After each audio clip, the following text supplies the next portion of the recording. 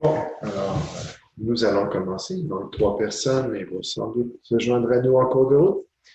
Alors, tout d'abord, je souhaite vous présenter, premièrement, me présenter. Je suis Vincent Chenard, je serai votre enseignant pour le cours d'introduction à la programmation. Alors, avant de présenter le cours, je pense que je vais me présenter moi. Alors, je suis un enseignant du CIM de la première heure. En fait, j'étais le premier prof d'informatique et pendant un certain temps, le seul prof d'informatique. J'ai enseigné tous les cours. J'enseigne depuis quelques années, surtout en deuxième année, mais également, comme cette année, j'enseigne également un groupe en première année. Euh, bon, pour ce qui est des contenus, c'est pas mal moi qui les avais conçus à l'origine et qui les ai maintenus. Alors, c'est quelque chose que je maîtrise bien, puis que j'enseigne depuis assez longtemps. En fait, ça fait plus de 26 ans que j'enseigne ces contenus-là. Moi, ma spécialité, c'est l'algorithmique. Tout ce qui se concerne également une certaine forme d'algorithmes un peu plus poussés, comme l'intelligence artificielle, des choses comme ça. En dehors du collège Enel bon, je travaille également à l'Université de Sherbrooke. Je coordonne le diplôme en développement de jeux vidéo, un diplôme de deuxième cycle. Alors, donc, il y a plusieurs matières qu'on va toucher pas en première session, mais plutôt en deuxième année, où on va se retrouver. C'est des concepts similaires. Bon, alors, deux personnes qui se joignent à nous à nouveau. Voilà. Bon, on va être presque complet. Alors, donc, le cours d'introduction à la programmation qui porte le sigle 420-201. Aujourd'hui, c'est donc une première séance. Ce que nous allons faire, ce n'est pas très compliqué. On va présenter, c'est quoi ce cours-là? Présenter le plan de cours, présenter comment on va le donner, ce cours-là, comment vous allez participer, qu'est-ce que vous allez avoir à faire, euh, l'organisation générale. On va parler naturellement de l'évaluation, comment on va s'assurer de votre progression à l'intérieur de ce cours-là, comment vous allez finalement réussir à atteindre les objectifs et comment on va s'assurer que vous les atteignez. Également aujourd'hui, on va commencer tranquillement à parler de la matière également. On va commencer à aborder des sujets de matière tranquille. Puis vous aurez quelques lectures en devoir cette semaine, pas grand-chose.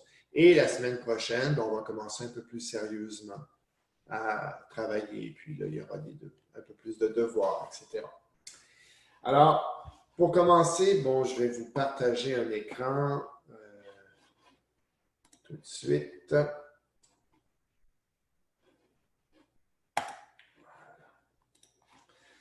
Alors, normalement, vous voyez maintenant un écran qui est celui de mon site Moodle. Alors, je ne sais pas si vous connaissez ce qu'est Moodle. Moodle, pour y accéder, c'est le site qui va nous servir à organiser les cours, à diffuser tout ce qui va être comme documents, capsules vidéo.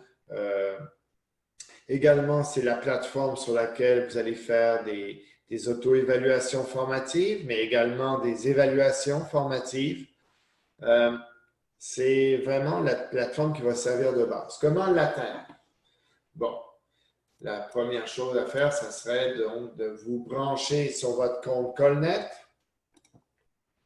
Et sur ce compte, dans la partie gauche, ici, dans Mon dossier, vous allez trouver un onglet Moodle.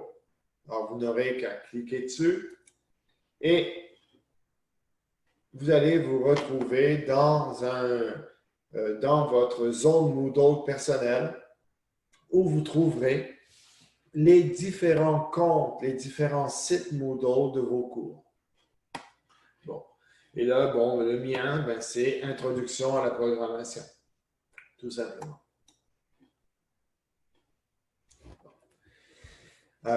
Alors, tout d'abord, on va s'assurer, est-ce que tout le monde est capable d'aller se brancher sur le site Moodle actuellement? Est-ce qu'il y en a qui ont du mal? N'hésitez pas. Vous pouvez utiliser le système de réaction ou tout simplement parler dans vos micros. N'oubliez pas simplement d'allumer vos micros avant de vouloir parler. Ce sera beaucoup plus simple.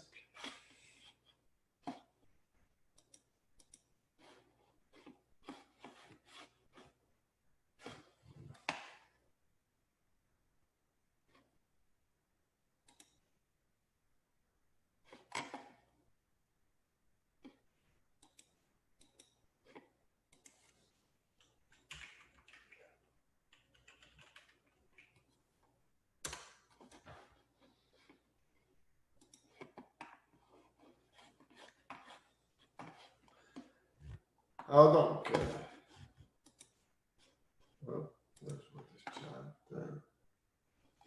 OK. Bon. Alors, je n'ai pas de réaction. Je présume que tout le monde a réussi à se brancher sur le site Moodle.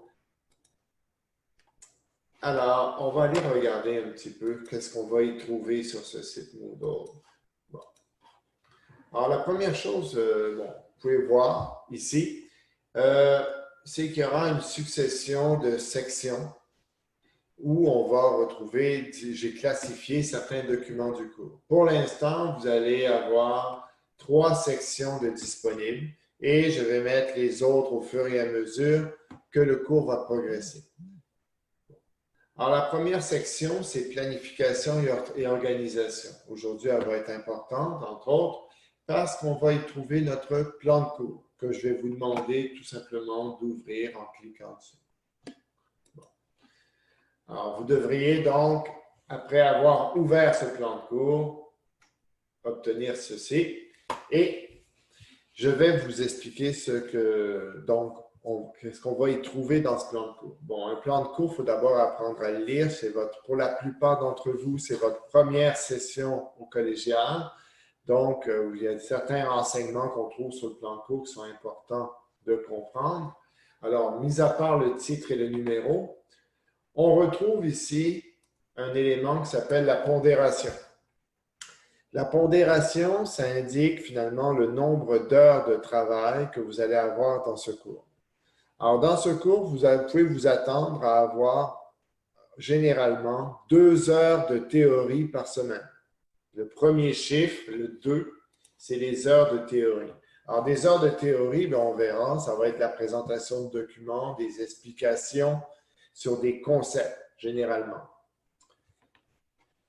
Il y aura également 3 heures qu'on appelle de laboratoire ou pratique. Les 3 heures de laboratoire sont donc des heures où on va, oui, faire des exercices, par exemple, mais je vais également faire du développement, faire de la correction avec vous de problèmes. On va donc aborder des phénomènes très concrets ici, à l'intérieur de cette heure.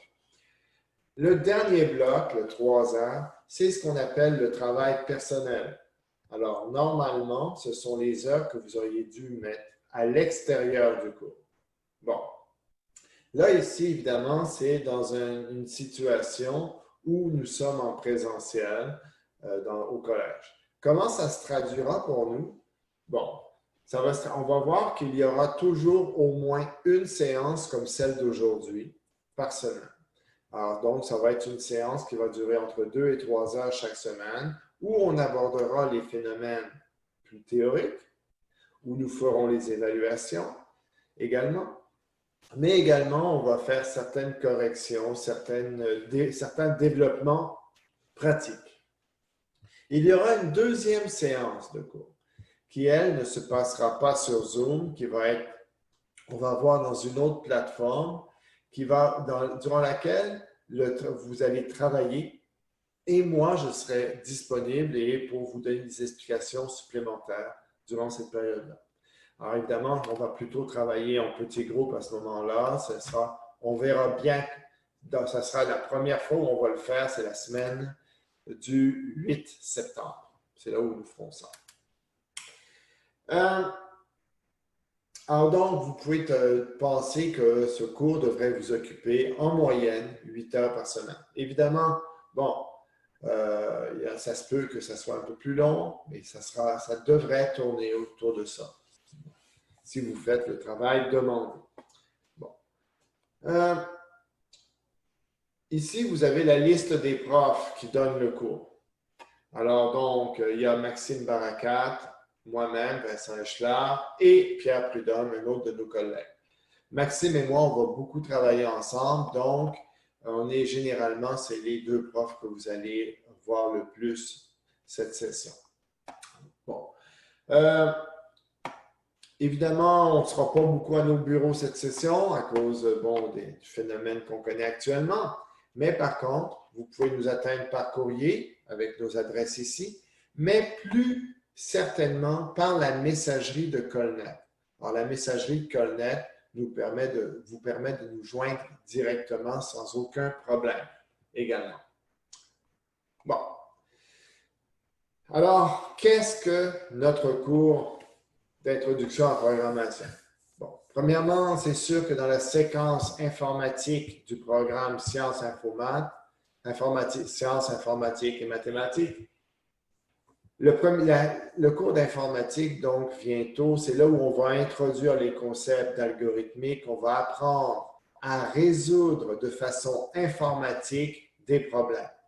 Bon, alors c'est certain que les problèmes que nous allons aborder dans la première partie de la session sont des problèmes très simples.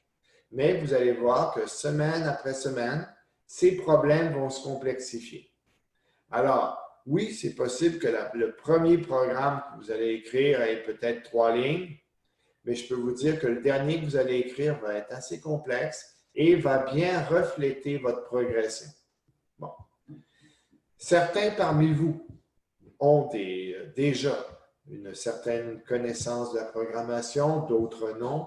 Il n'y a pas de connaissance préalable nécessaire. En fait, on va voir que traditionnellement, même ceux qui arrivent dans ce cours-ci en disant « Ah, moi j'ai déjà programmé, moi j'ai déjà fait ceci ou cela », ils comprennent qu'à un moment donné que oui, il y a des choses qu'ils connaissent, puis il y a des choses qu'ils ne connaissent pas, puis il y a des choses qu'ils pensaient connaître, puis il y a des choses qu'ils vont apprendre mieux. Alors donc, quelque part, on est là pour s'assurer qu'à la fin de la session, tout le monde ait atteint une certaine base en algorithmique. Bon. Évidemment, le cours que nous suivons cette session est préalable au prochain cours d'informatique. En fait, il y a 4 cours d'informatique dans votre programme et les 4 sont rattachés les uns aux autres. Alors, ici, la matière que vous allez aborder, vous ne pouvez pas dire « Ah, après cette session, je peux tout oublier, ça ne me servira plus. » Non, non, c'est la base de la programmation. Vous allez vous en servir dans le deuxième, dans le troisième, dans le quatrième. Cool. Et en fait, à chaque fois que vous ferez de la programmation, vous utiliserez les concepts que vous aurez appris dans ce cours. Bon. Je vais passer sur la compétence du devis ministériel. Ça, c'est ce que le ministère nous demande de vous enseigner de façon générale. Et vous pourrez relire ça, puis vous allez vous apercevoir à la fin de la session que vous avez couvert l'ensemble de cette matière-là. Bon. On a déjà parlé de la charge de travail. On va parler également d'un objectif d'intégration. Bon, au niveau du collégial, si vous voulez, oui, c'est vrai que semaine après semaine, vous allez apprendre une série de contenus, une série de concepts. Vous allez apprendre à maîtriser certaines technologies, certaines techniques également. Bon. Mais tout ça a un but. Alors donc, tous ces petits morceaux d'apprentissage sont des objectifs d'apprentissage, sont là pour faciliter l'atteinte d'un objectif qu'on appelle d'intégration. Un objectif d'intégration ici, c'est d'apprendre à coder dans un langage informatique, de trouver des solutions algorithmiques qui permettent de résoudre des problèmes simples. Bon, problème simple, on va s'entendre. Il y a simple et simple. Ça veut dire que simplement qu'à la 4e session, les problèmes que vous allez résoudre seront autrement plus complexes. Bon. Alors, quand vous regardez ce contenu d'objectifs d'apprentissage, alors vous allez voir que tout ça va être touché. Pas de façon égale. Par exemple, si on regarde l'exploitation d'un poste de travail informatique dans un environnement réseau, notre cours ne sera pas un cours d'infrastructure où vous allez apprendre à installer des systèmes d'exploitation, à installer un réseau ou des choses comme ça. On sait simplement ici, cet objectif-là est un objectif finalement qui nous sert à dire, bien, on sera dans cet objectif-là. Il y a certains logiciels qu'on va apprendre à installer, certaines choses qu'on va apprendre à faire sur notre machine, mais ce n'est pas un cours visant vraiment la mécanique des ordinateurs. Pour le reste, bien, vous allez vous apercevoir que là, on va vraiment tout faire ça en détail. D'ailleurs, si vous regardez, on a nos objectifs d'apprentissage ici. Et à la prochaine page, ce sont les contenus plus détaillés qui vont nous permettre d'atteindre ces objectifs d'apprentissage.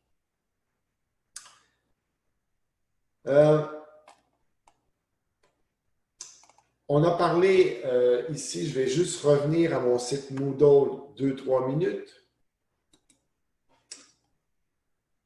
Non, pas tout de suite. On y reviendra plus tard. Bon, alors je reviens donc, je vais rester dans le plan, puis on parlera. On va parler évidemment d'organisation du cours. Alors moi, je vous ai dit, bon, il y aura une séance sur Zoom. Vous allez également recevoir une invitation pour vous inscrire sur un serveur de type Discord. Alors, je ne sais pas, il y en a peut-être plusieurs parmi vous qui connaissaient les serveurs Discord. Ce sont des serveurs qui vont nous permettre de diffuser beaucoup de messages textuels, également de créer des petits regroupements et de vous suivre lors des activités plus pratiques. Bon, alors ça, le serveur Discord, ce sera un autre outil qui va être important. Pour toute information capitale, par exemple, tout ce qui va, par exemple, toucher le cours, par exemple, la remise d'un travail, ou encore la date d'une évaluation. Je ne vais pas utiliser Discord pour diffuser cette information. L'information sera diffusée à l'aide de Colnet. Alors, Colnet, c'est vraiment l'outil essentiel que vous devez aller voir régulièrement si vous avez des messages. Bon. Maintenant, parlons d'évaluation. L'évaluation se fera en fait sur 4 volets. Tout d'abord, tout ce qui est exercice, laboratoire, travaux pratiques. Il y aura l'équivalent de 10 exercices à remettre en cours de session, à peu près, une dizaine. Alors, c'est possible que certains exercices sont plus gros et valent pour 2. Mais en gros, vous allez avoir du travail, vous allez vous rendre compte presque chaque semaine. En fait, vous aurez un travail, je vais commencer, le premier travail sera donné la semaine prochaine. Bon. Les exercices, laboratoires, travaux pratiques auront une pondération de 30%. Alors donc, déjà, c'est les exercices qui me permettent d'évaluer de façon hebdomadaire votre progression. Alors, c'est super important de les faire. Vous aurez, à chaque fois, comme c'est hebdomadaire, mais c'est des documents qui sont à rendre, évidemment, de façon très précise. Alors, chaque semaine, vous allez avoir du travail et presque chaque semaine, une remise. Il y aura également, durant la session, 4 à 5 mini-tests. Un mini-test, donc, c'est un petit examen qui peut durer, peut-être que certains ne vont durer qu'une vingtaine de minutes, très court. D'autres plus longs quand les problèmes seront un peu plus complexes. Alors, on peut penser qu'au début, les mini-tests seront un peu plus courts que vers la fin. Généralement, nous visons entre 20 minutes et 40 minutes pour un mini-test. Bon. Les mini-tests auront lieu généralement durant un cours théorique, c'est-à-dire qu'on ne va pas annuler le cours, mais on va faire le cours théorique avant ou après le mini-test. Également, on aura ce que nous appellerons la PFI ou l'activité ou les activités et examens synthèse. Bon, alors je vais revenir à l'évaluation de ça plus tard. Je vais d'abord expliquer ce que c'est. Au collégial, dans tous vos cours, normalement, il y aura ce qu'on appelle une production finale d'intégration. C'est-à-dire, ça peut être un examen, ça peut être un travail, ça peut être une combinaison de ces deux choses-là qui montre que vous avez atteint l'objectif d'intégration. Bon. Alors ça, vous allez avoir ça dans tous vos cours, d'une manière ou d'une autre. C'est possible que, par exemple, dans un cours de philosophie, ça se présente comme un texte à rédiger. Il est possible qu'en mathématiques, ça soit un examen ou ça soit un petit travail à part. Bon. En informatique, on va avoir généralement deux types de PFI, deux types donc de production finale d'intégration. On va avoir une activité synthèse, donc un volet pratique, qui va avoir un certain poids dans la PFI. Et on peut avoir également un examen synthèse. Il est possible que dans certains cours plus avancés, vous n'ayez pas d'examen synthèse, puis juste un gros travail. Alors, par exemple, le 4e cours d'informatique que je donne, qui est le projet final, évidemment, c'est un cours de projet. L'activité synthèse est essentiellement le projet. Par contre, dans un cours comme le nôtre, où on a des concepts théoriques à manipuler et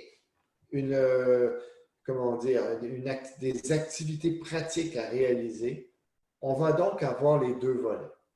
Donc, à la toute fin de la session, il y aura au moins aux semaines 13 et 14, peut-être avant, l'activité synthèse qui va commencer. Alors, ça sera une activité sérieuse qui vous permettra de reprendre l'essentiel des connaissances pratiques que vous aurez développées. Cette activité comptera pour 20% de la note finale de la session. Et il y aura un examen synthèse, donc récapitulatif, qui va viser à couvrir l'ensemble des concepts théoriques de la session.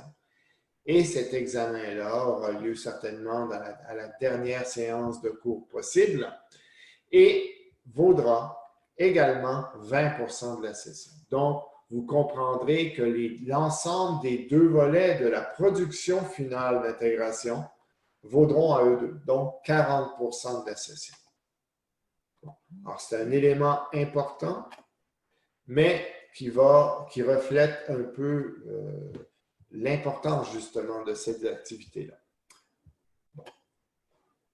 Pour toutes ces évaluations, les 3 premières, donc exercices et laboratoires, mini-tests et activités synthèse, ce seront des évaluations qui seront à distance, naturellement. C'est-à-dire, vous allez me faire les travaux, vous allez me les remettre. On verra de quelle façon. On va faire des pratiques à ce niveau-là. Et il y aura les mini-tests, mais ce sera des examens Moodle que vous pourrez remplir. Par contre, il est possible que l'examen synthèse, donc le volet théorique, soit une activité en présentiel au collège. À ce moment-là, évidemment, il devient très important d'avoir une belle maîtrise des choses. Parce qu'évidemment, là, ça sera un examen sous supervision et on peut penser que c'est quelque chose dont on va voir que la réussite de cet examen est obligatoire pour réussir le cours. Alors, maintenant qu'on a parlé de la production finale d'intégration, quels sont nos critères d'évaluation de la production? En fait, vous allez voir, je les donne ici tout de suite. Qualité de la compréhension des concepts théoriques, précision des réponses, qualité de la présentation écrite lorsqu'il s'agit de code, etc. Bref, ça va être de l'écrit à la main, la plupart du temps. Pour la production pratique, qualité de l'exécution du programme. Alors, et également précision de l'application produite, qualité de la codification et de la conception. Alors, pour la production finale, il faut comprendre qu'on va s'intéresser autant au résultat final de l'exécution qu'à la manière dont vous aurez rédigé cette application-là. Alors, ce seront deux volets importants. Bon, là, on va tomber dans un élément très important. Je vous demande d'être attentif. Bon. Ici, on est dans une situation particulière, on est à distance, mais de toute façon, en informatique, on a beaucoup de travaux qui ont un certain nombre de points. Et même si ces travaux devraient tous être individuels, parce que c'est de ça qu'on parle, tous vos travaux, cette session devrait être individuelle en informatique, il est possible des fois qu'on reçoive de l'aide d'un copain pour ci, pour ça. Bon. Alors donc, les travaux sont là plus pour vous faire progresser que pour vous évaluer définitivement. L'évaluation se fait donc beaucoup à travers la PFI. Alors, c'est pour ça que la réussite des différents volets de la PFI est obligatoire. Donc, il faut non seulement réussir le cours, mais il faut réussir également le volet pratique de la PFI ainsi que le volet théorique de la PFI. Ce sont donc des obligations qu'il y a dans ce cours-là au niveau de la réussite. Bon. Parce qu'effectivement, un étudiant qui échouerait ces volets-là montrerait qu'il n'est pas prêt à aller au prochain cours.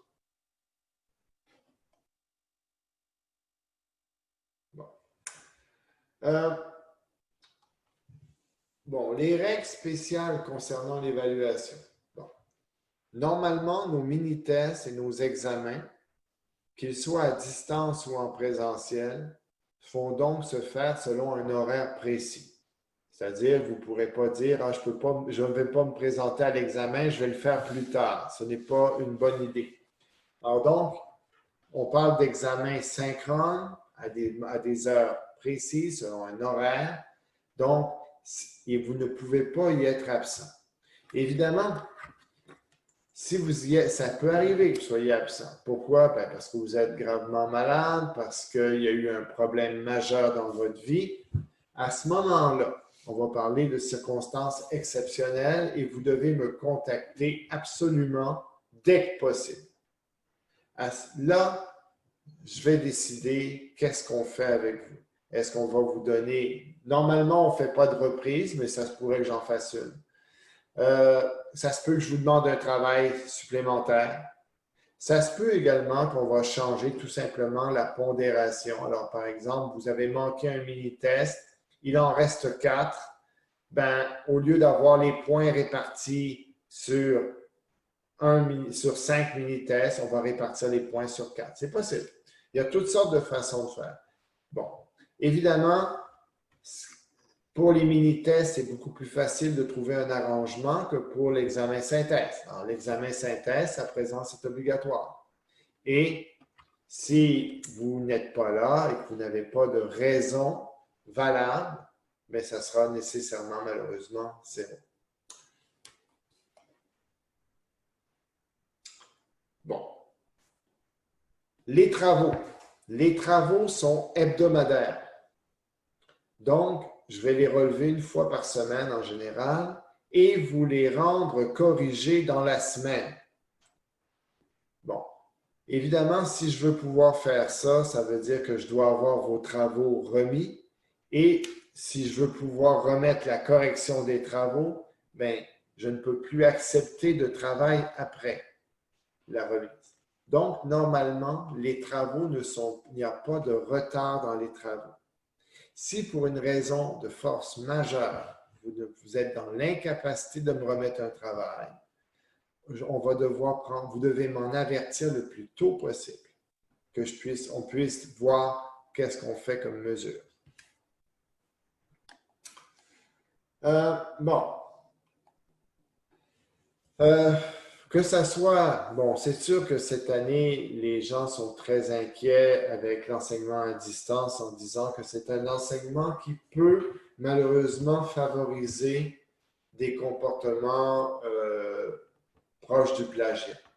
Bon, le collège insiste donc pour que l'on vous fasse connaître c'est quoi ces règles de plagiat-là, c'est quoi le plagiat. Donc, vous lirez à l'intérieur de la politique du document, il y a les éléments qui parlent du plagiat dans un encadré. À bien lire. En gros, je vais vous résumer la situation. Le plagiat, c'est généralement faire passer le travail d'un autre pour le sien. Ça, c'est dans les parties, dans les laboratoires, dans les travaux pratiques. Alors, un de vos copains fait un travail et il vous l'envoie. Et vous changez le nom de votre copain par le vôtre et vous me le remettez. C'est du plagiat. Vous avez commis un plagiat, mais votre ami aussi a commis un plagiat parce qu'il a permis à quelqu'un de tricher. Bien, ça, on évite ça. Alors, si vous voulez aider un de vos amis, ne lui donnez pas votre code. Expliquez-lui ce qu'il ne comprend pas. Ça sera beaucoup plus profitable pour tout le monde. Bon.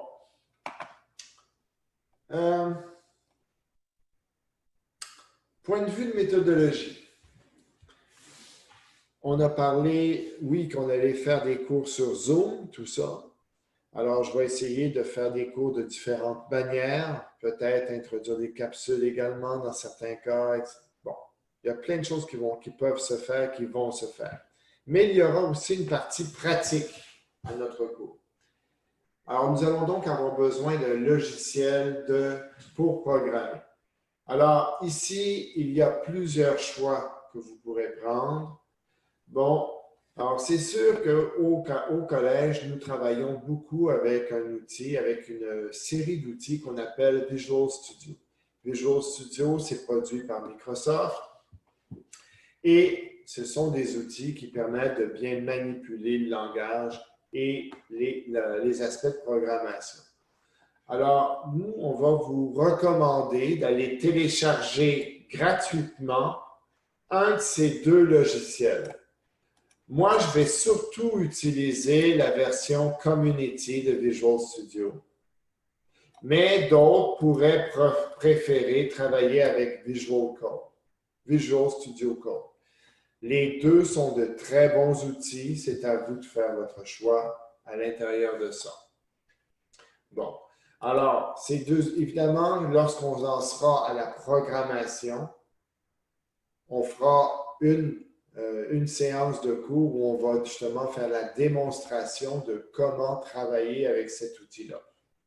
Moi, je ferai la démonstration avec la version Community de Visual Studio 2019. Bon. C'est une version très complète avec laquelle vous pourriez faire votre deck au complet. Bon.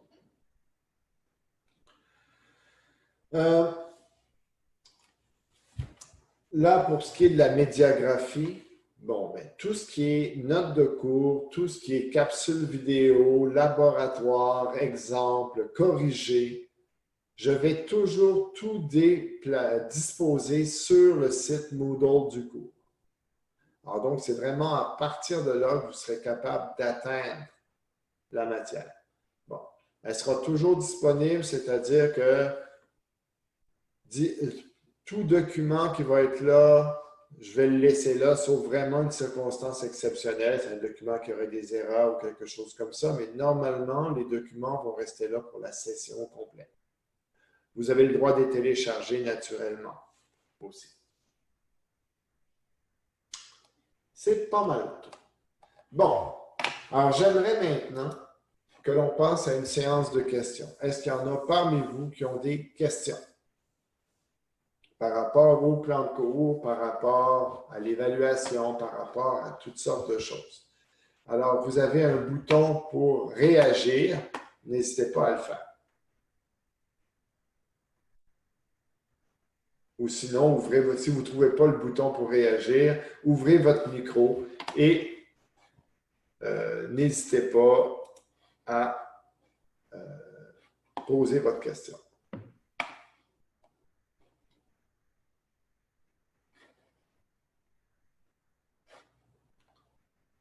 Aucune question? Bon. OK. Alors, on va maintenant qu'on retourne dans Moodle, dans ce cas-là. Alors, si on regarde Moodle, on vient de voir la planification et l'organisation. C'est vrai, on a vu le plan de cours.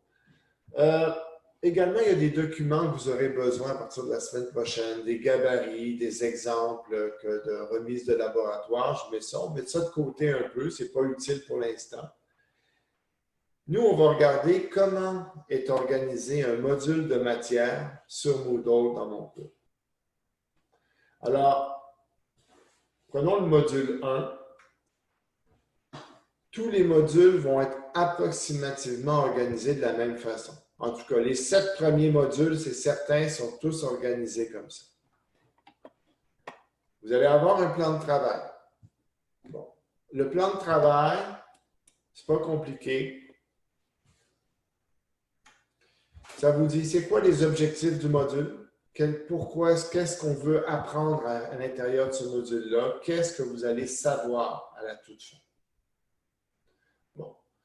Alors ici, c'est un module, le premier module est un petit peu plus théorique. Il n'y a pas de codification à l'intérieur. On ne va pas faire de programmation en tant que telle. On va rédiger des solutions dans un langage intermédiaire qu'on appelle le pseudocode. Le pseudocode, c'est pas quelque chose c'est quelque chose qu'on va faire cette session pendant un bon bout de temps. C'est quelque chose qui est utile. Mais c'est quelque chose qui va nous permettre de faire du code plus tard. Bon. Alors donc, il y a la différence d'objectifs. Également, on a les modalités. Les modalités, je vais vous dire, est-ce que c'est un module qui va durer 1 semaine, qui va durer 2 semaines? Je vais vous dire également, est-ce qu'il y a une évaluation sommative qui est prévue? Une évaluation sommative, donc ce serait par exemple un mini-test. Est-ce qu'il y a quelque chose qui est prévu là-dessus? Ensuite, je vous décris les contenus. Bon. Alors, dans les contenus, qu'est-ce qu'on a? Tout d'abord, ce sont des documents théoriques, la plupart d'entre eux. Donc, c'est là-dedans, ça peut être des documents qui, des fois, sont très courts, 1 ou 2 pages, des fois un peu plus longs. Bon. Dans tous les cas, dans chaque module, il y aura 1 ou 2 études de cas. Une étude de cas, c'est je prends un problème et j'applique les concepts qui ont été présentés dans le module. Alors, c'est comme une grande révision de tous les concepts du module appliqués à un problème.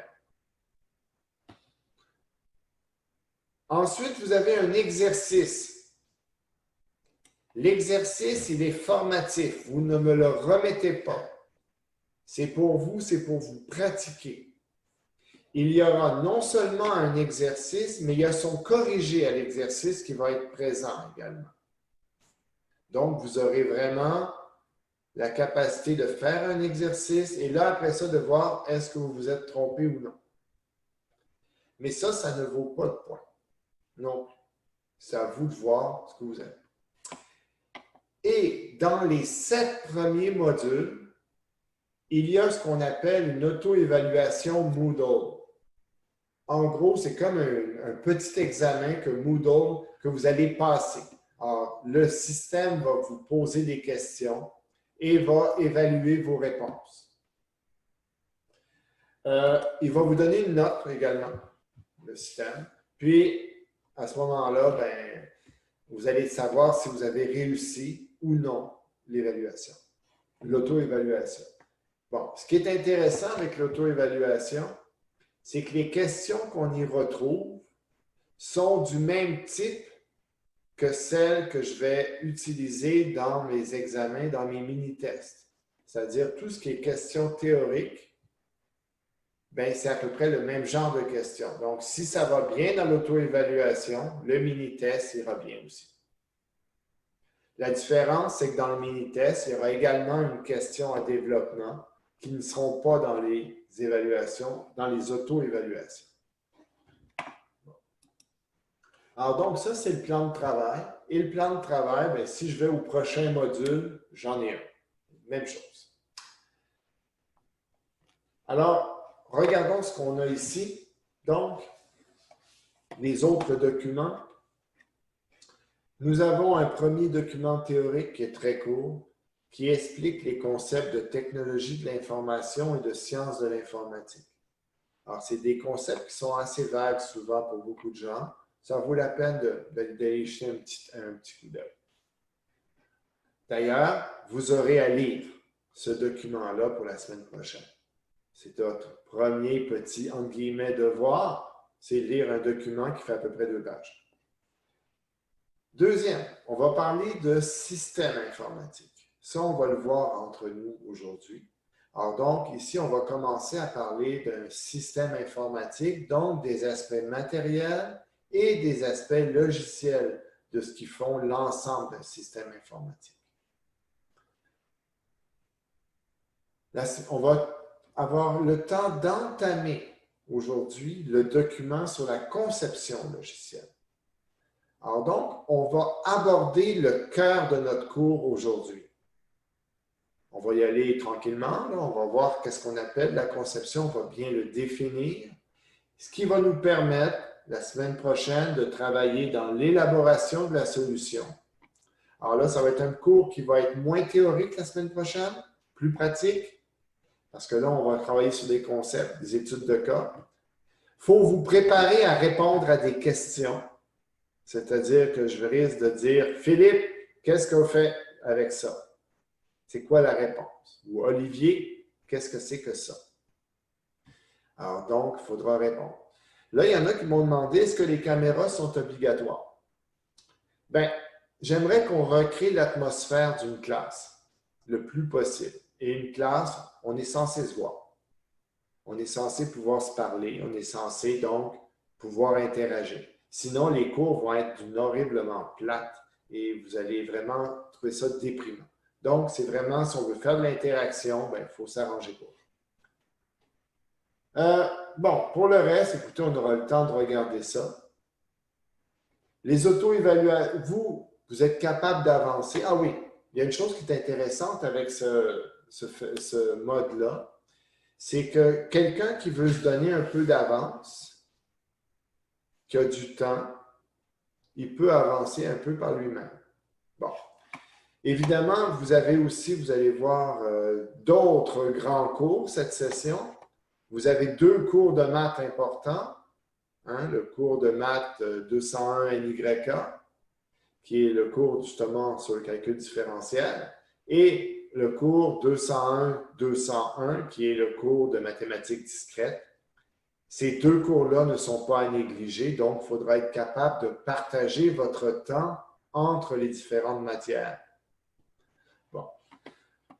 Moi, mon cours, vous n'aurez pas le choix de travailler dedans de façon régulière parce que vous allez avoir, vous voyez, laboratoire 1, il va être à remettre très bientôt. Alors donc, et régulièrement, vous allez avoir un lab presque chaque semaine. Alors, des questions sur l'organisation de Moodle, du site Moodle?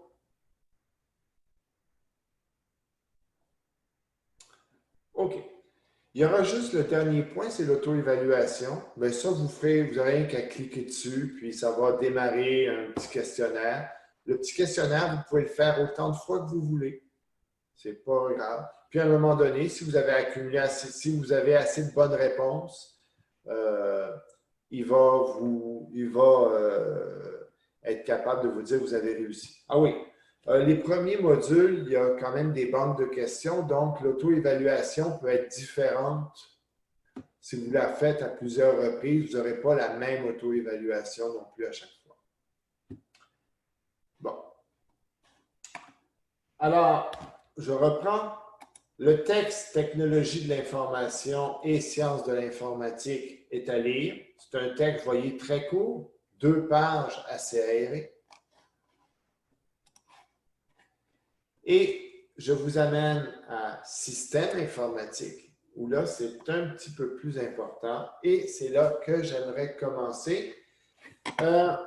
Avant toute chose, bon, On va se donner une petite pause de 5 minutes.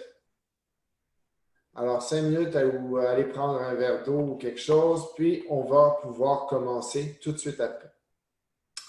Alors, donc, on se revoit dans les 5 prochaines minutes. Au revoir. À tout à l'heure.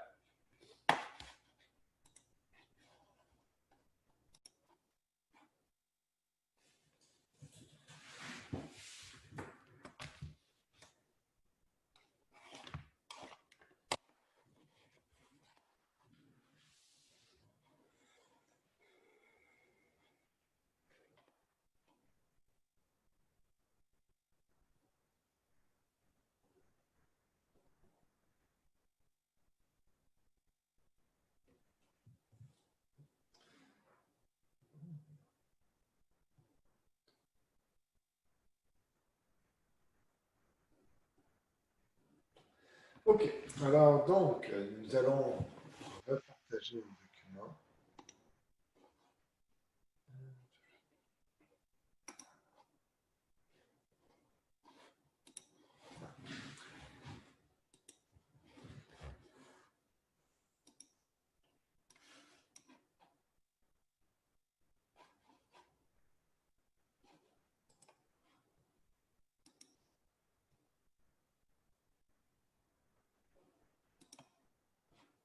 OK. Alors donc, notre document aujourd'hui sur les systèmes informatiques, bon, on va essayer de présenter ça correctement. D'abord, qu'est-ce qu'un système informatique? C'est important de comprendre qu'un système informatique, c'est un assemblage de plusieurs composants. Certains de ces composants sont matériels, par exemple un ordinateur, et d'autres sont des logiciels. Alors, par exemple, un système d'exploitation ou encore un logiciel applicatif. Bon. Alors, on va commencer à regarder, à faire quand même un certain survol de ce qu'on appellera les composants matériels. Bon. Le schéma que, bon, tout d'abord, lorsqu'on va parler dans un système informatique moderne d'aspect matériel, on va retenir autant l'aspect ordinateur en lui-même que l'aspect télécommunication. Alors, dans l'aspect télécommunication, par exemple, on va parler de divers équipements très spécialisés. Alors, à la maison, vous avez nécessairement un modem. Si vous avez Internet, bien, vous avez un modem quelque part qui permet d'accès à Internet. Vous avez, bon, ce modem peut être filaire ou Wi-Fi, ou les deux, évidemment. Enfin, uniquement Wi-Fi, c'est très rare. Alors donc, c'est généralement un hybride Wi-Fi filaire. Et vous avez également bon, des choses aussi bêtes que du câblage qui va être installé, mais également votre système va être branché à un système extérieur beaucoup plus gros. Bon, si on regardait le système d'une institution comme le collège, par exemple, bien, on verrait que ça ressemble un peu au schéma qui est en dessous. Alors, qu'est-ce qu'on a? Bien, on a un système interne. Ce sont les éléments en gris, ici.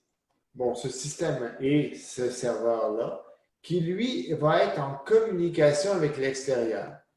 Il va être protégé, entre autres, par des outils logiciels et matériels qui vont lui permettre de créer un mur coupe-feu entre le système institutionnel et le reste de la planète. Bon. Alors, lorsqu'on va parler d'un réseau local, on va souvent parler de l'acronyme LAN, pour Local Area Network. Tandis que si on va parler d'un réseau plus étendu, on va parler d'un WAN pour World Area Network. Bon. Maintenant, on va parler de l'ordinateur. On n'ira pas plus loin dans les outils de communication, parce qu'en tant que tel, ce n'est pas un cours sur les infrastructures de communication que je tiens à vous donner. Je tiens à nous ramener plus proche de nous à ce qu'on va appeler l'ordinateur. L'ordinateur, pour nous, il va être important parce que même à notre niveau, connaître ce qu'on a entre les mains comme équipement fera de nous de meilleurs programmeurs, nous permettra de mieux comprendre l'outil qu'on manipule. Alors, dans un ordinateur, généralement, on va être capable de regrouper quatre gros morceaux. Le processeur. Bon, processeur qui est vraiment, l'outil de calcul de l'ordinateur, c'est avec lui qu'on interagit indirectement, qu'on lui demande d'exécuter des instructions. Alors lui, il va donc manipuler de l'information et obtenir des résultats. On a ce qu'on appelle la mémoire principale. C'est le lieu de stockage de l'information durant l'exécution du programme. Bon, c'est une mémoire qui, lorsque vous éteignez l'ordinateur, est inactive et va rien contenir. Par contre, c'est une mémoire qu'on va pouvoir changer facilement l'information, qu'on va y placer de manière très rapide. Il y a la mémoire de masse. Bon, je vais quand même donner des chiffres avec ça. La mémoire principale d'un ordinateur, bon, actuellement, je ne pense pas que vous trouverez facilement un ordinateur qui a moins de 8 GB de mémoire. En fait, la plupart des ordinateurs, dont vous voulez acheter un portable actuellement, ils vont souvent vous présenter plus de 12 GB de mémoire. Bon, pas une obligation, mais ça arrive fréquemment. C'est à peu près la norme. Alors, 16 GB de mémoire, ça va bien. La mémoire de masse, ça, c'est autre chose. La mémoire de masse, c'est la mémoire que j'appellerais plus permanente de votre ordinateur. C'est là-dedans que vous allez stocker vos fichiers de données. C'est que ce soit vos applications, que ce soit des applications de productivité comme celles Word, Excel, ou des jeux, ou le système d'exploitation, ou n'importe quelle autre application va être stockée sur ça, mais également toutes vos données vont être là-dessus. Alors, la mémoire de masse, évidemment, d'un ordinateur moderne est beaucoup plus importante. Souvent, on va avoir fréquemment, c'est rare qu'on va avoir moins de 256 gigaoctets de mémoire de masse, et même 256, c'est vraiment faible. Souvent, ça va plutôt s'approcher ce qu'on va appeler le téraoctet de mémoire. Donc, souvent, on va avoir presque 1024 gigaoctets de mémoire de masse. Et on a des mécanismes d'entrée-sortie, directs ou indirects également. Les mécanismes d'entrée-sortie, bon, ça va être votre accès réseau, votre clavier, votre souris, mais également votre carte graphique. Votre carte graphique, c'est spécial parce que c'est à la fois souvent un élément intermédiaire du système d'entrée-sortie, mais également un élément qu'on peut utiliser comme soutien au processeur. Alors donc, c'est quelque chose, la carte graphique, c'est très dur à catégoriser, à savoir où on la place. Bon. Le processeur. Bon, alors vous connaissez le processeur peut-être sous l'acronyme anglais de CPU, hein? Ou d'UCT en français, l'UCT, Unité centrale de traitement. C'est vraiment le lieu, le cerveau de votre ordinateur, si on peut s'exprimer ainsi, c'est presque valable. C'est une unité de calcul, entre autres. C'est une unité d'exécution d'opérations. On va voir que ça contient plusieurs éléments. Alors, tout d'abord, une horloge. Un ordinateur fait des choses à un certain rythme. Plus le rythme est rapide, plus il est capable d'effectuer des opérations rapidement, habituellement.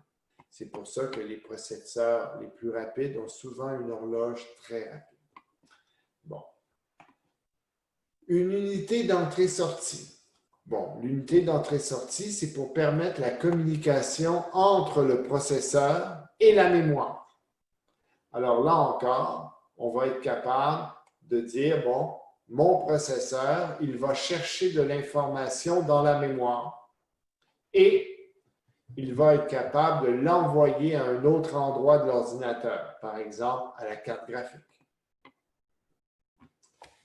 Et on a le cœur du processeur, donc vraiment le petit cerveau, qui contient les unités de calcul, calcul sur les nombres entiers, calcul sur les nombres réels à virgule flottante, et même dans les processeurs modernes, depuis quand même bien des années, une forme de mémoire qu'on appelle la mémoire cache. Bon.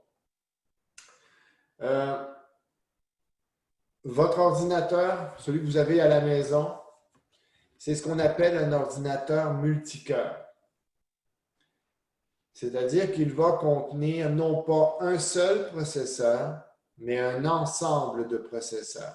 Généralement, les ordinateurs modernes ont entre 4 et 8 processeurs, équivalents processeurs. Bon. Pour le reste, on aura la mémoire de masse, la mémoire principale. Ce sont des choses avec des concepts avec lesquels on va revenir éventuellement. Je vous suggère de lire ces choses-là. On va vraiment revoir ça, mais plus vers le deuxième tiers de la session. Bon. Là, aujourd'hui, j'aimerais aborder maintenant ce qu'on appelle le logiciel. Les composants logiciels, c'est donc ces composants, ce sont des programmes en bon français qu'on fait exécuter sur notre ordinateur. Des programmes, bien, il y en a de toute nature. Vous en avez un grand nombre sur votre ordinateur, même le plus simple, et des programmes qui interagissent les uns avec les autres. Bon. Un programme, en fait, c'est la codification d'un processus de traitement de l'information. Alors là, j'aimerais que vous regardiez le schéma qui est ici. On va s'apercevoir que tout programme correspond à ce schéma-là. Tout programme intéressant. Un programme va recevoir de l'information, ce qu'on appelle souvent des données, mais que nous, on va appeler des intrants. Alors, les intrants du programme, c'est donc des données qui sont soit envoyées par l'utilisateur, par exemple, vous tapez sur votre clavier des valeurs numériques ou du texte et pour répondre aux questions de votre programme, mais ça peut être aussi des données qui sont échangées entre deux applications, entre deux logiciels. On a le bloc de traitement. Le bloc de traitement, ce sont les instructions qui permettent de prendre les intrants, de les transformer pour obtenir les extrants. Les extrants, bien, ce sont nos résultats. Alors, on pourrait imaginer le programme très simple, un programme d'addition. Alors, on aurait deux intrants, les opérandes de notre addition, les valeurs que l'on souhaite additionner. Le traitement, ça serait d'effectuer l'addition et d'obtenir un résultat. Et ici, le dernier bloc, ça serait de communiquer ce résultat à l'utilisateur. Alors, sans doute qu'un programme très simple qu'on pourra faire début septembre sera de lire deux valeurs, de les additionner et d'afficher le résultat à la fin. Bon. Là, ici, j'ai donné un programme extrêmement simple. On pourrait aussi le complexifier très facilement parce que tous les programmes vont correspondre à ça. Hein? Alors, tous les programmes, ça peut être autant le petit logiciel qui est dans la voiture que vous conduisez, qui, quand vous appuyez sur le frein, ça c'est l'intrant, va provoquer que le mécanisme ABS va démarrer. Et ça sera l'extrant. Bon. On peut aussi parler de vos jeux auxquels vous jouez. On pourrait parler d'un logiciel bancaire. Vous allez au guichet automatique. On pourrait parler de votre téléphone cellulaire, etc. Tout appareil moderne est un petit... Beaucoup d'appareils modernes sont de petits systèmes informatiques et à l'intérieur de ces systèmes, il y a du logiciel. Bon. Est-ce que ça va pour l'instant? Est-ce qu'il y a des questions?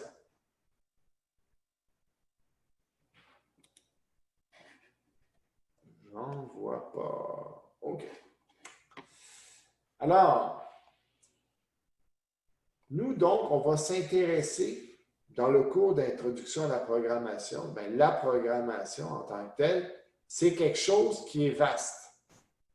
Ce n'est pas que de la codification.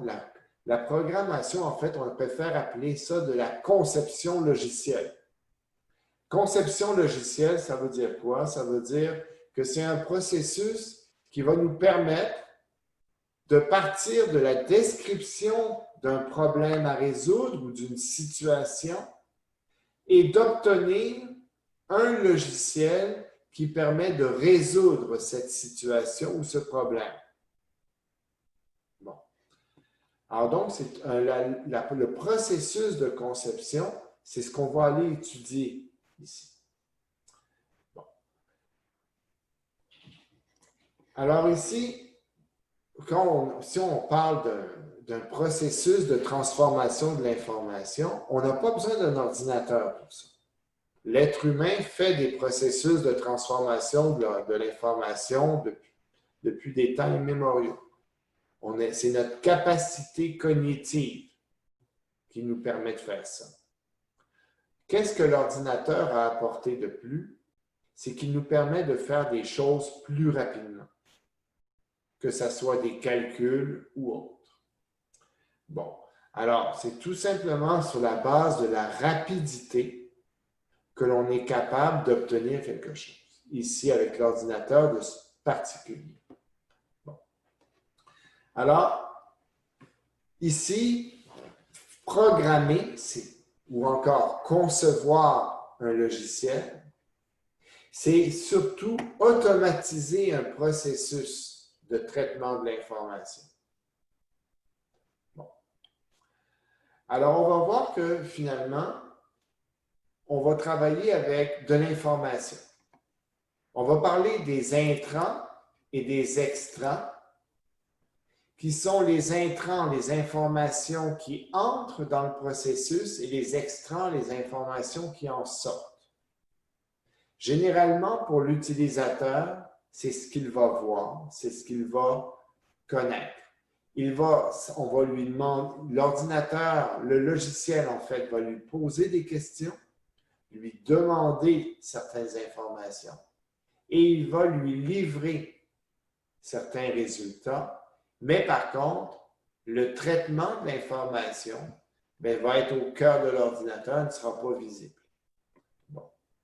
Et là, ici, j'ai parlé de transmission entre l'être humain et l'ordinateur, mais évidemment, tout ça s'applique à la transmission entre deux systèmes informatiques, également deux logiciels. Bon. Alors, on dit souvent, le logiciel est le fruit d'un processus de développement que l'on nomme la conception logicielle. Bon. Alors donc, il faut bien voir ici nous, on parle rarement de programmation pure, parce que souvent, lorsque les gens entendent le mot programmation, ils s'imaginent en train de codifier d'un langage informatique. La codification en tant que telle, c'est à peu près 40% du travail. Parce que tout le travail de conception, de réflexion qu'on doit faire est très important à l'intérieur de notre logiciel. Donc, c'est pour ça qu'on va parler d'un processus de développement. Bon. Lorsqu'on va parler d'un logiciel ici, ça sera, bon, c'est pas quelque chose qui va être, que vous allez percevoir nécessairement au début de la session, mais quand vous allez arriver à la fin de votre cycle préuniversitaire, là, on va voir que vous allez être conscient qu'un logiciel, bien, ce n'est pas un seul programme, en fait. Un logiciel, c'est un ensemble de petits programmes. On va dire un logiciel peut être vu comme un ensemble de fichiers contenant des instructions écrites dans un langage informatique. Alors, un moindre petit programme va se composer, un moindre logiciel va se composer de plusieurs programmes, souvent plusieurs dizaines, voire plusieurs centaines de programmes différents qui interagissent les uns avec les autres. Évidemment, on pourrait avoir un logiciel simple, comme les premiers que nous allons créer, qui vont se composer d'un seul composant logiciel. Bon. Dans un système informatique, lorsqu'on parle de la partie logicielle, on va parler de couches logicielles. Généralement, on va avoir 3 couches logicielles dans un ordinateur. D'abord, la couche qui interagit directement avec le matériel. Alors, par exemple, vous avez un disque dur dans l'ordinateur, bien, ce disque dur possède un petit logiciel qui lui permet de fonctionner. Au-dessus de cette couche plus matérielle, il y a ce qu'on appelle la couche système. La couche système, ben, c'est votre Windows, votre iOS, votre Android, votre Linux, qu'importe. C'est le système d'exploitation que nous allons retrouver sur l'ordinateur, mais également certains programmes très spécialisés qui permettent à l'ordinateur de fonctionner. Alors donc ici, on est dans un type de logiciel qui est beaucoup plus de base pour l'ordinateur, qui permet au système informatique en lui-même d'agir. Tandis qu'ici, on est en dessous, dans la couche matérielle, on est dans des logiciels qui permettent à des éléments spécifiques de l'ordinateur de fonctionner. Au-dessus de la couche système, on trouve ce qu'on appelle la couche applicative.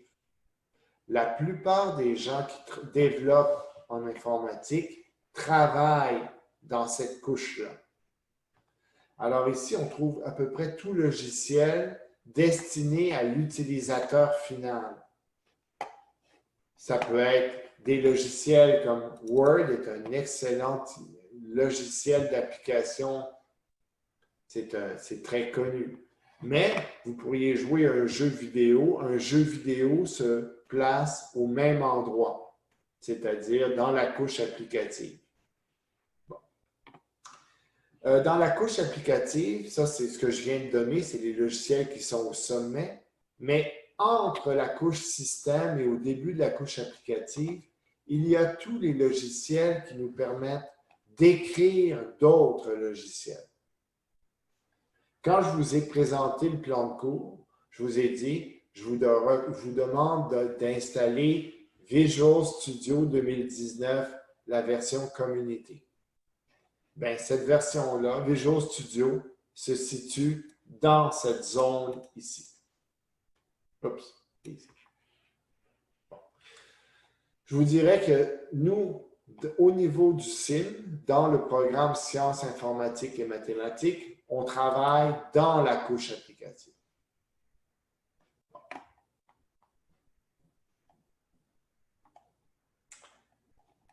Et voilà. Alors donc, on vient de couvrir rapidement le deuxième document. Ce deuxième document, ça fait partie de votre deuxième devoir. Je l'ai présenté rapidement.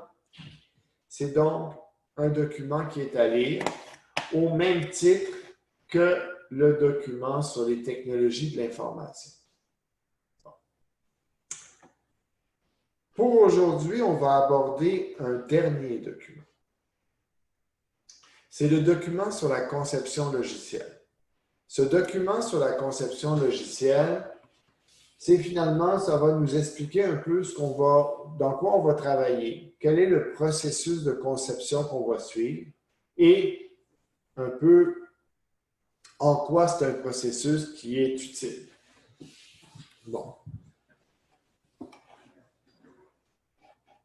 Alors, si on regarde le processus général de conception logicielle, on va voir qu'il est il contient 3 grandes phases. Et ces 3 phases-là, qui constituent le processus, permettent de partir d'une situation pour laquelle on souhaite trouver une solution informatique au fait d'obtenir une solution informatique fonctionnelle. Évidemment, ce processus est le même, qu'importe la complexité de la problématique à résoudre. C'est simplement le processus va se complexifier de lui-même. Alors, ça fait en sorte que nos logiciels, nos premiers logiciels vont s'inscrire là-dessus, même s'ils nous prennent que quelques heures à produire au maximum. Et on pourrait appliquer le même processus à des logiciels qui vont prendre plusieurs années à s'écrire. Alors, si vous vous demandez, est-ce qu'il y a vraiment des logiciels qui prennent plusieurs années à s'écrire? Vos jeux vidéo auxquels vous jouez habituellement prennent entre 3 et 5 ans à écrire. Alors donc, oui, il y a beaucoup de travail qui peuvent se faire dans un logiciel. Et aussi, il ne faut pas oublier qu'un logiciel, ça s'améliore d'année en année quand c'est très utilisé. Par exemple, plusieurs parmi vous ont sans doute déjà utilisé le traitement de texte Word de Microsoft. Bien, la première version de ce logiciel-là date des années 80. Alors, vous voyez, vous étiez loin d'être né. Hein? Alors, on en est à une Xème version où, évidemment, la version actuelle est très différente de la version initiale. C'est vrai. Mais, par contre, les fonctionnalités ont changé. Mais ça reste encore un logiciel de traitement de texte. Bon, alors regardons nos différentes phases. Tout d'abord, la phase d'élaboration de la solution. Ici, on va utiliser des termes, des verbes. On va dire, on va analyser le problème. Première chose, on va essayer de comprendre quel est le problème à résoudre. On va essayer de le décrire correctement. On va essayer de décrire ce que devrait être la solution. À la fin de la phase d'élaboration, on n'a pas écrit une seule ligne de code. On a écrit en français si on est des francophones, en anglais si on est des anglophones, mais on n'a pas écrit une ligne de code. On n'a pas utilisé de langage. Pourquoi? Parce qu'on essaye de s'assurer de comprendre correctement le problème que l'on souhaite résoudre avant de se lancer devant l'ordinateur à tapocher des instructions. Ensuite, on a la phase de réalisation. On appelle également la mise en œuvre. Bon. La phase précédente avait permis de trouver une solution à notre problème. Il y en a qui disent une solution formelle, c'est-à-dire qu'il y a une certaine forme. Il y en a qui vont parler également d'un design d'un logiciel à ce moment-là. Bon, la phase de réalisation va partir de ce design et va nous permettre d'obtenir une version du logiciel. Bon, une fois que la phase de réalisation est terminée, on a notre logiciel. Et là, on tombe dans la troisième phase. La troisième phase, c'est s'assurer que nos utilisateurs vont avoir en main le logiciel, qu'ils vont pouvoir l'installer et qu'ils vont être capables d'apprendre à l'utiliser. Alors donc, c'est ce qu'on appelle la livraison ou la mise en exploitation du logiciel. Bon, chacune de ces phases a ses propres complexités. Là, il faut dire, livrer un logiciel, c'est pas compliqué. Oh, ça peut être très compliqué parce que des fois, il faut dire, ah, ben avant d'installer le logiciel, vous devez faire ceci ou cela. Puis, il y a plein de complexités qui peuvent amener. Mais c'est évident que nous, on va principalement travailler sur les 2 premières phases. la phase d'élaboration, la phase de réalisation. Vous travaillerez un petit peu sur la troisième phase dans le dernier cours d'informatique du CIM, quand il s'agira de présenter votre projet au public. Bon. Alors, on va commencer maintenant à parler de la phase d'élaboration de la solution. Une phase d'élaboration de la solution, c'est quoi? Ben, c'est pas compliqué. On prend un problème et on va suivre une série d'étapes qui vont permettre de le résoudre. Alors donc, on avait une phase, puis on la découpe à nouveau. Bon. La première phase, c'est l'analyse et la modélisation du problème, du système. Qu'est-ce qu'on veut faire? Alors, analyser, c'est donc décrire. Décrire, c'est quoi les intrants de notre programme? Alors, c'est quoi les données qu'on a besoin de manipuler? Décrire, c'est quoi les résultats qui sont attendus, les extras? Et puis décrire, c'est quoi les traitements, les manipulations qui vont nous permettre de passer des intrants aux extras. Alors donc, ça, si on regarde la phase d'élaboration, le premier morceau important, c'est l'analyse. Quand on dit analyser, c'est vraiment décortiquer notre problème. Quand on dit modéliser, est-ce que quelqu'un a une idée de ce que je veux dire par modéliser? Alors, n'hésitez pas, est-ce qu'il y en a un qui a envie de se lancer?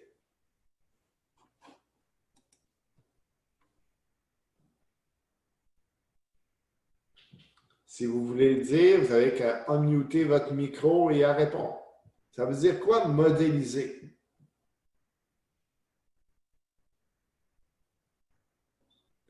Personne n'a une idée? Anthony? Oui, bonjour. Bonjour. Alors, ça veut dire quoi, modéliser?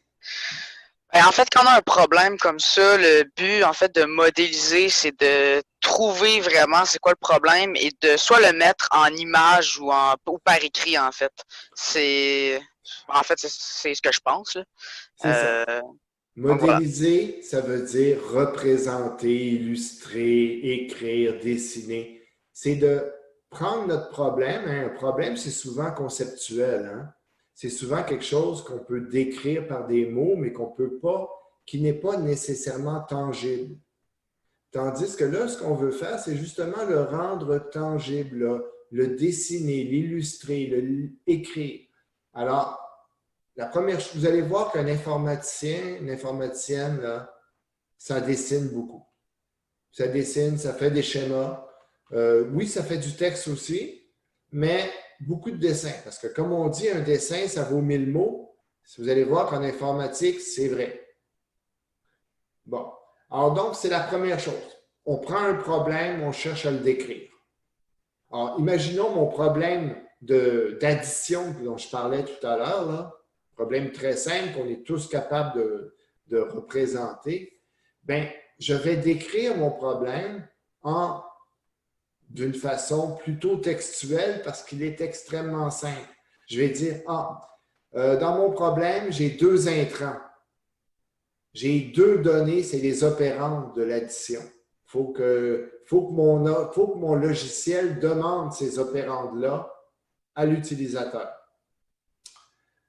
J'ai un extra, c'est la somme, le résultat de l'addition. Alors ça, oui, il va falloir que mon logiciel affiche la somme à l'écran à la fin. Et le travail de l'informaticien est souvent d'identifier comment passer des intrants aux extrants. Alors là, ici, c'est facile. On est tous capables de faire une addition, on comprend l'addition, bon, ça marche bien. Mais évidemment, ça peut être pas mal plus compliqué. Hein?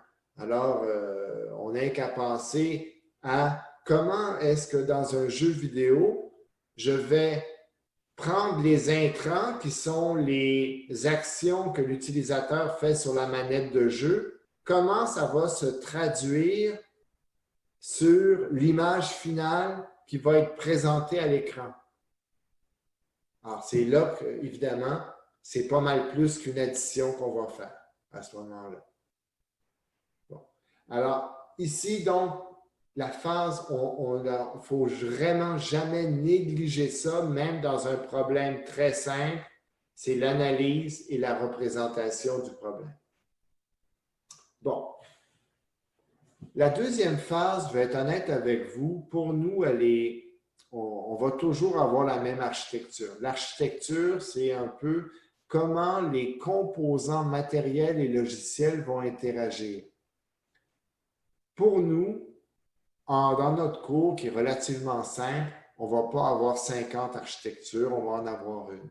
Et on la présentera bientôt. Ce n'est pas un problème. Bon. Une fois que ça c'est fait, on est capable d'élaborer et de modéliser notre algorithme. Bon. Un algorithme, c'est quoi? C'est une succession d'opérations qui vont permettre de résoudre notre problème.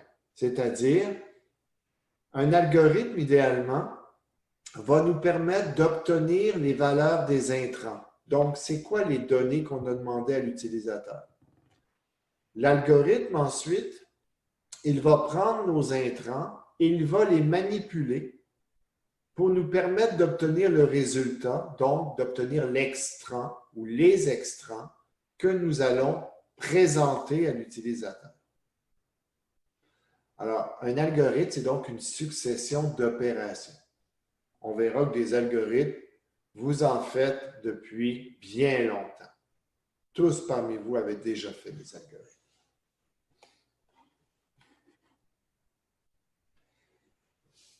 Bon.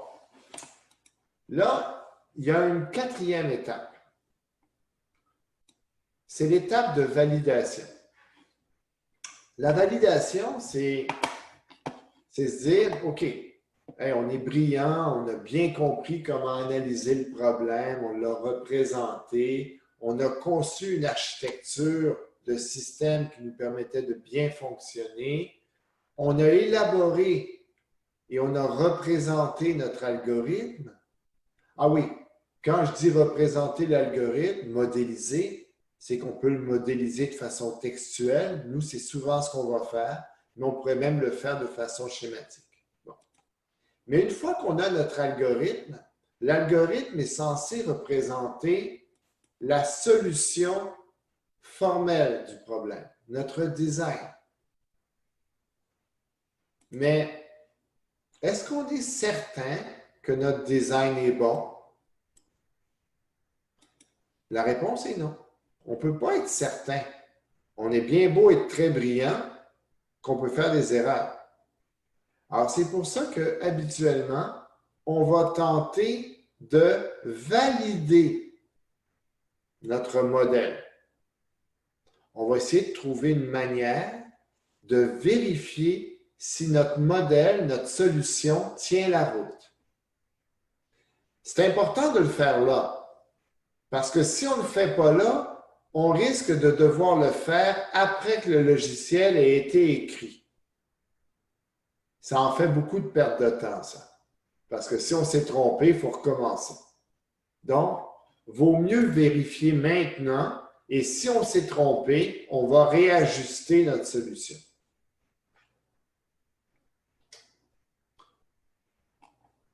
La deuxième phase, la phase de réalisation ou de mise en œuvre. Alors ici, on va généralement avoir 3 grandes étapes, plus une étape de validation, encore une fois.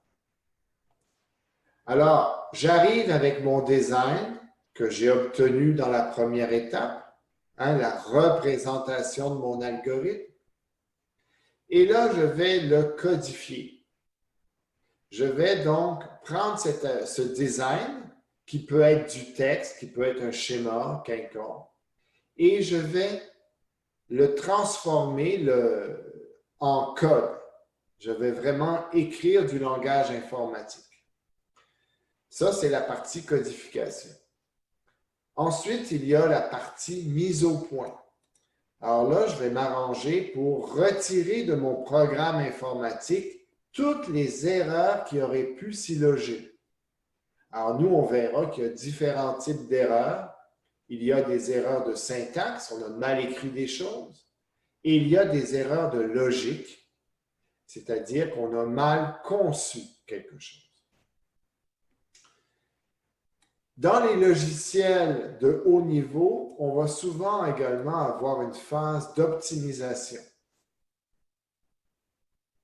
Alors ça, par exemple, on pourrait trouver ça dans tout logiciel où on a besoin d'une certaine forme d'optimisation, que ce soit sur une optimisation de la vitesse du logiciel ou une optimisation des ressources utilisées par notre logiciel.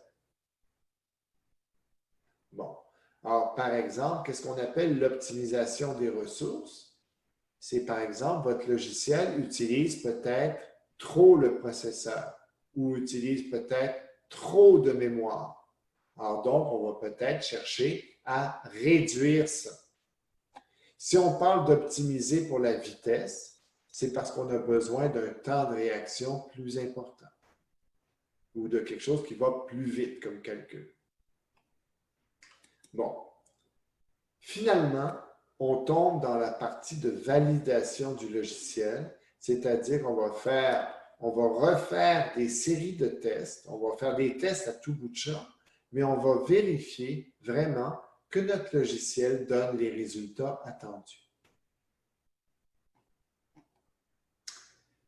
Et finalement, il y aura la phase de livraison, phase sur laquelle je ne vais pas m'étendre très longuement. C'est souvent la phase où on va rédiger la documentation, par exemple le guide d'utilisateur. On va vérifier que le logiciel fonctionne bien avec les utilisateurs, que ça correspond bien aux attentes. Et on va faire de l'intégration dans le système. Donc, on va s'assurer que notre nouveau logiciel ne perturbe pas le fonctionnement des anciens. Hein? Ça serait dommage, par exemple, vous travaillez avec Word, puis là, vous installez un autre logiciel, puis tout d'un coup, votre Word ne marche plus. Ça ne serait pas très pratique. Bon, mais ça arrive tout le temps, par exemple. Et finalement, il y a la phase de formation. Alors, quand on est en entreprise et qu'on installe un logiciel, il faut souvent planifier la formation des utilisateurs. Bon. Alors, tout ça, c'est donc notre phase de livraison, phase que, comme je l'ai dit, nous ne toucherons pas réellement cette session. En fait, cette session, votre phase de livraison, ça va être généralement de m'envoyer votre logiciel quand vous aurez terminé et que moi, je vais faire les tests. Bon.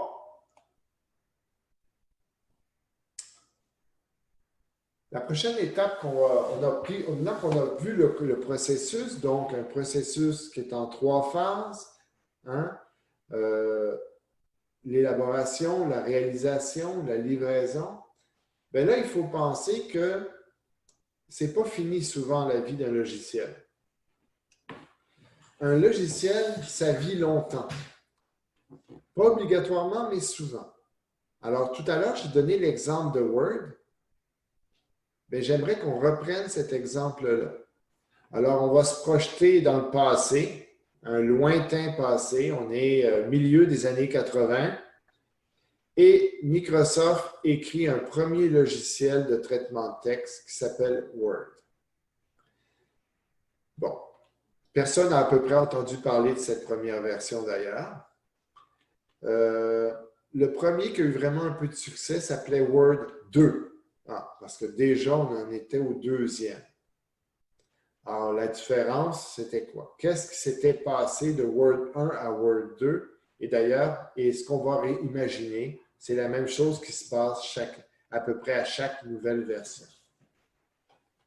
Alors, au début, ils avaient conçu un logiciel. Alors, on a des utilisateurs qui avaient défini leurs besoins. À l'époque, il y avait déjà des logiciels de traitement de texte qui fonctionnaient Ils n'étaient pas formidables. Je vais être honnête avec vous, j'ai travaillé avec les vieux logiciels de traitement de texte. C'était pénible. C'était pas mal pénible.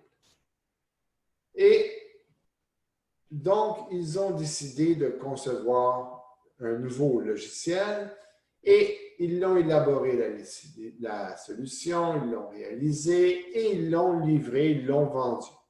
Bon. Et là, ce logiciel-là a eu une durée de vie d'utilisation. Les gens l'utilisaient.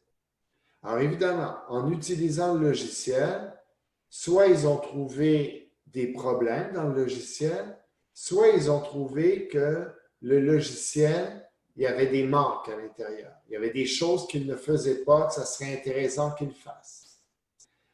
Alors, ils sont repartis dans une phase d'élaboration, réalisation, livraison, pour livrer la deuxième version.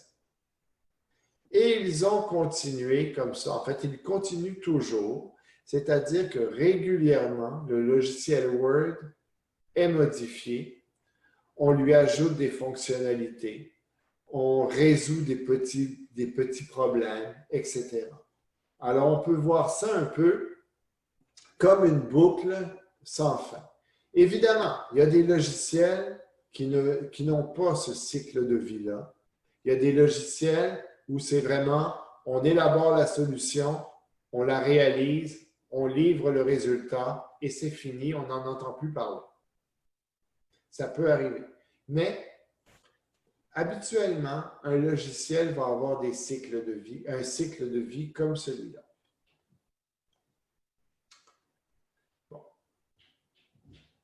En dessous, vous avez ici le schéma global de la conception logicielle avec l'ensemble des phases.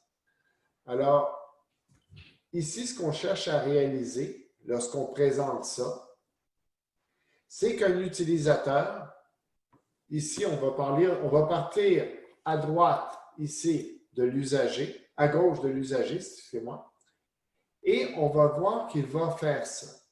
Et vous voyez les flèches qui tournent, elles symbolisent que le travail, on peut rester dans cette phase-là pendant un certain temps parce que quand on fait la validation, on s'aperçoit qu'il y a des problèmes, des petites erreurs, etc. Une fois que c'est terminé, on passe à la suivante. Et là encore, c'est le même principe. On reste ici et on tourne. Dans un monde idéal, ça va bien se faire. Mais des fois, on s'aperçoit dans la partie centrale, dans la réalisation, on s'aperçoit qu'il y avait un problème qu'on n'avait pas vu dans la première étape. Et là, on est obligé de revenir en arrière. Bon, ça, c'est le genre de choses qu'on veut éviter, mais c'est le genre de choses qui peuvent arriver. Bon, et évidemment, ben là, ça poursuit pour la livraison jusqu'à ce qu'on arrive à l'usager. Bon.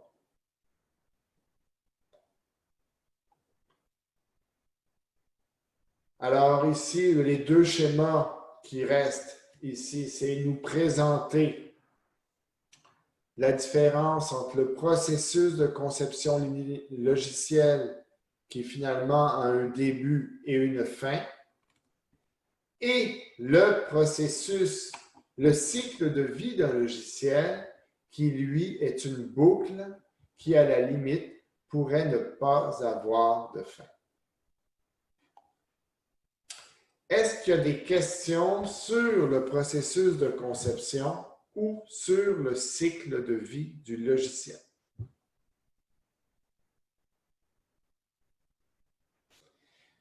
N'hésitez pas.